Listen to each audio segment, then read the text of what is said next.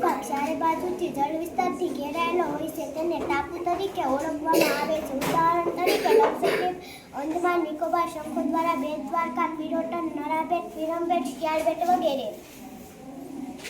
જ્યારે કોઈ જળ વિસ્તાર અને ભૂમિથી ઘેરાયેલો હોય તેને અખાત કહેવાય છે. ઉદાહરણ તરીકે ખંભાતનો અખાત અને કચ્છનો અખાત.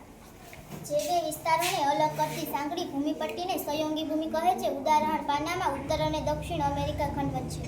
જે ભૂમિભાગની 3 બાજુ સમુદ્ર અને 1 બાજુ જમીન વિસ્તારથી જોડાયેલો હોય છે તેને દ્વીપકલ્પ કહેવાય છે. દાખલા તરીકે દક્ષિણ ભારત અને સૌરાષ્ટ્ર. બે જળ વિસ્તારોને જોડતી સાંકડી જળપટ્ટીને સામુદ્ર ધુની કહે છે.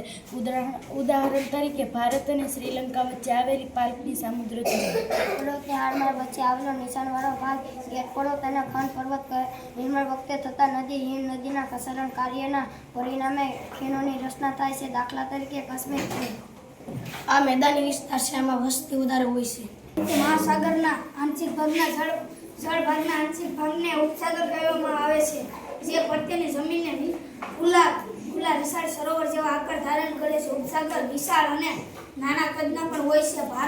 ભારતમાં બંગાળનો ઉપસાગર તેનું શ્રેષ્ઠ ઉદાહરણ છે.